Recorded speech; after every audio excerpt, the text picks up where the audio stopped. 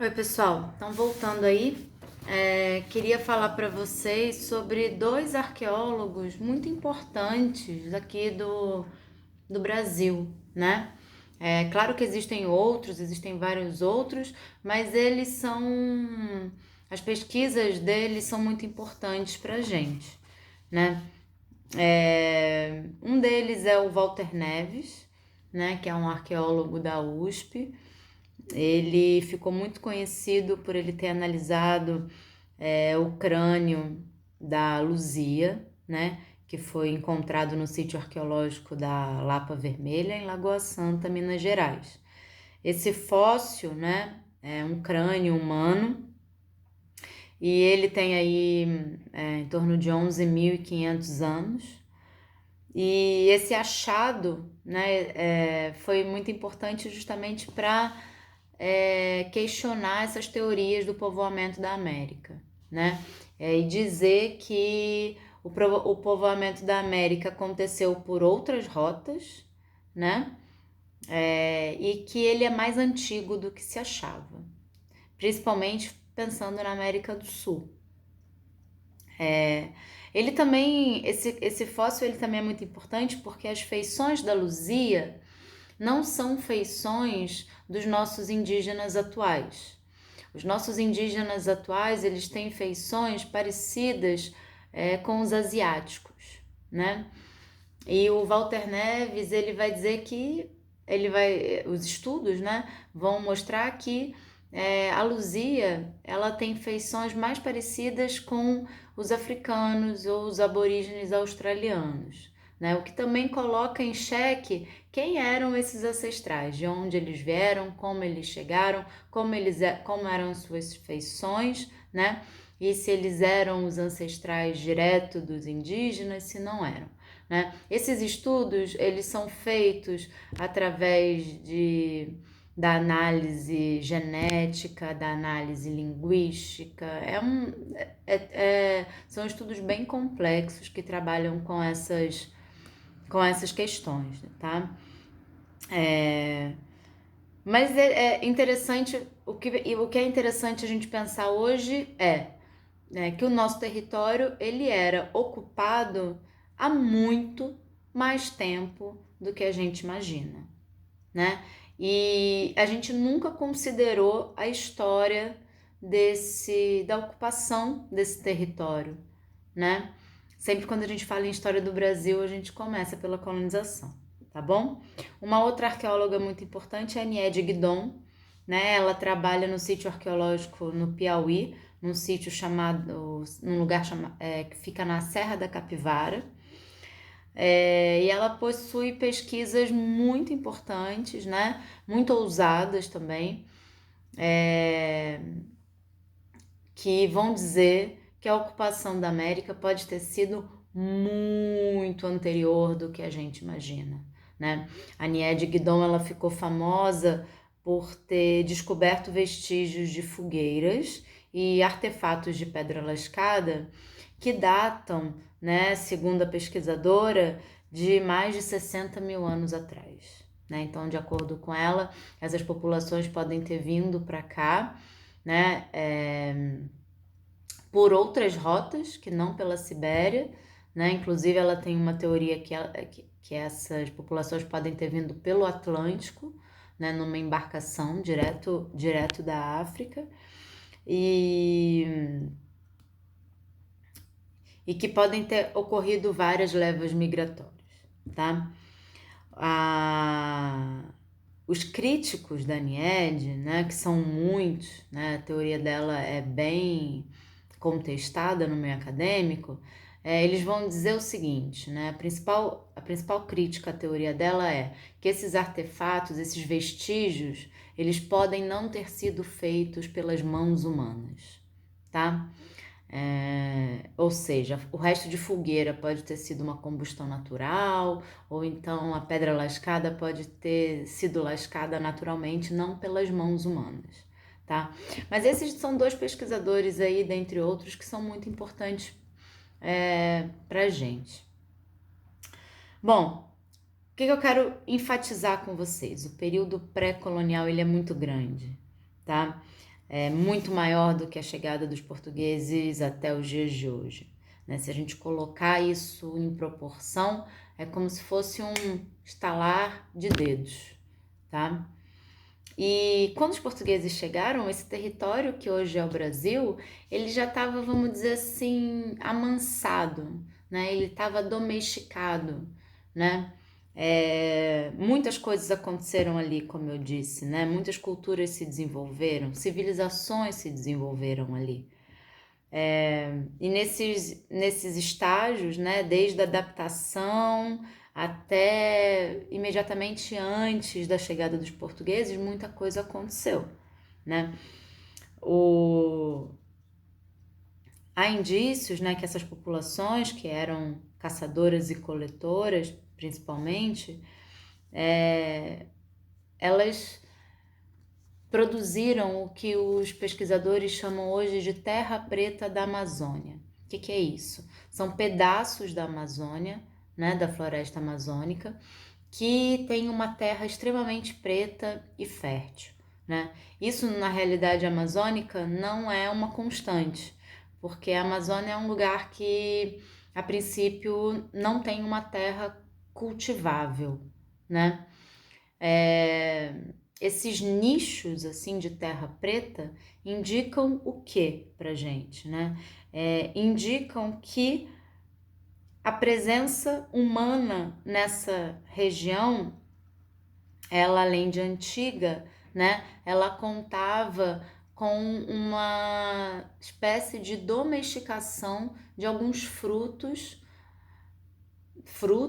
né, para alimentação. A Amazônia, imagina vocês, não é um lugar muito, vamos dizer assim, favorável para o desenvolvimento de habitação, né? É uma floresta extremamente densa, úmida, né? A terra não é tão boa assim.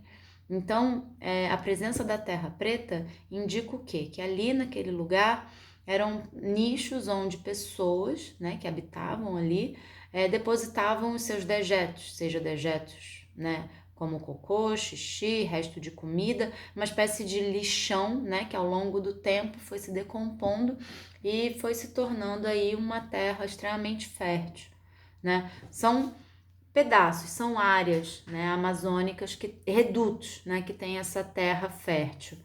E isso indica pra gente também que essas populações ancestrais, elas foram conseguindo selecionar algumas sementes que eram boas para alimentação, né? E são sementes que até hoje estão na nossa alimentação, né? Como por exemplo a mandioca, né, que foi a base da alimentação indígena e que até hoje no Brasil é muito consumida.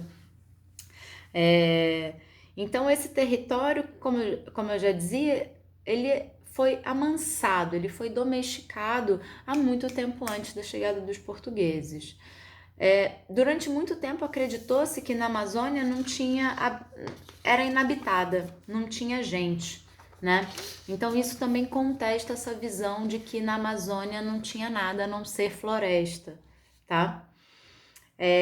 A terra preta indica o contrário, né? Por exemplo, né?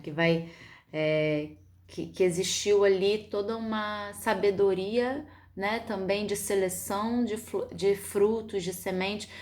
Não dá pra gente dizer que é uma agricultura propriamente dita, do jeito como a gente conhece a agricultura e estudou o que é agricultura, mas pode ser dizer sim que é uma domesticação de sementes, né? Através da observação e etc. Bom, nesse longo período, então, muita coisa foi mudando, né? E os estudiosos, eles também apontam para algumas características culturais que foram desenvolvidas em determinados locais do Brasil, né? Esses grupos em determinado local e com determinada cultura, eles chamaram de tradições, né? No Brasil existiram, né, os estudiosos, os arqueólogos, os antropólogos e etc., eles mapearam aí várias tradições que existiram no Brasil.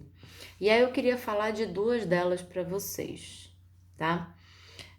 A primeira é a tradição sambaqui, que também, infelizmente, é pouco conhecida e pouco preservada, né? Mas que é muito importante. Foi uma tradição que se deu no litoral de quase todo o Brasil, né? De norte a sul do território brasileiro, sempre no litoral. E sambaqui significa, em tupi, significa monte de concha, né? Então essas populações sambaquianas, né, elas produziam esses montes de concha, literalmente montes de concha. Alguns estudiosos diziam que esses montes de concha, eles eram ali espécies de lixões, assim, né? Que essas populações deixavam os restos de comida, resto de peixe, porque como eles eram litorâneos, eles comiam muito peixe.